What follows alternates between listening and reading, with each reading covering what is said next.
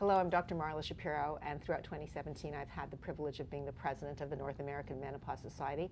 I sit on the board of trustees, and today I'm joined with Dr. Beth Abramson. We think of you as a preventive cardiologist. Tell us what you do.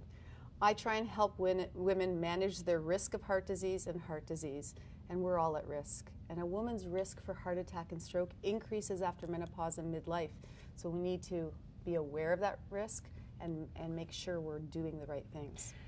So for women who are out there, hot flashes within the first decade of menopause, early 50s or so, not past what we consider as clinicians a window of opportunity, having intractable hot flashes, comes to you as a cardiologist saying, like, is it okay if I use hormones? What do I do? Well, I do things in medicine for two reasons: to make people live longer and feel better. Fortunately, in cardiology, we can get people to live longer, but feeling better is really important. So the absolute risk to that woman who is at midlife with severe symptoms because she chooses to go on hormones and estrogen is not that high.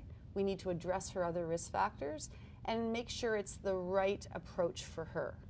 If she has had a heart attack or has established stroke, then we have to reconsider. Okay, so if I'm a midlife woman and I'm now noticing my weight seems to be the same, but it seems to be going to different places. Yes. I hear this pretty much all the time, and it goes here for most women. Right, so pear-shaped, fortunately for many of us, is not harmful on the heart if we have hips that carry fat. An apple shape, or we sometimes call the beer belly that men have, often can occur and change in terms of our risk. When a woman is premenopausal, she's more pear-shaped. As she goes through midlife and beyond, she can become more apple-shaped, and that's the dangerous inner fat. That dangerous inner fat puts us at risk for high blood pressure, high cholesterol, and a tendency to diabetes. The good news is that there are women at midlife and beyond who are not sitting around like big apples. Right. We can take charge of our health. The other caveat is you can't be a big pear. You can't have extra weight Right. across your belly and your hips. So I think we should take menopause and midlife as an opportunity to lead a heart-healthy life, to watch what we're eating, to increase our physical activity, to make sure we're aware of our leading health threat. Okay, so we'll say I'm not a smoker because I got that message. What about alcohol intake? Because we get such mixed messages about whether it's heart healthy, whether it's not heart healthy.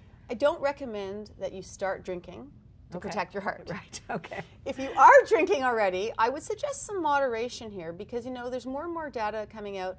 I know that drinking alcohol raises your blood pressure, it adds weight, and that weight can be harmful. And there's even future cancer risks with alcohol intake. So what we have thought of as society is probably safe drinking.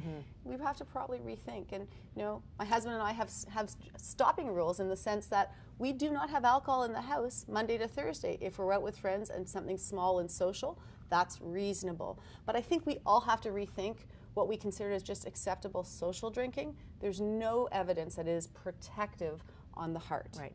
Now, the next thing I'm going to ask you is that should I be taking an aspirin? Because I read that if I take an aspirin or if something happens, I should chew 2 aspirins, but maybe I should be taking an aspirin every day. It would be nice if we had a magic pill. Acetylsalicylic acid, ASA. It's better to take a fake pill or a placebo for a walk than take an aspirin as a woman at midlife because the data on aspirin is controversial. And I do use aspirin in my patients who've had a heart attack or stroke and established disease. But for everyone else, there's a risk of bleeding. There's not as much benefit.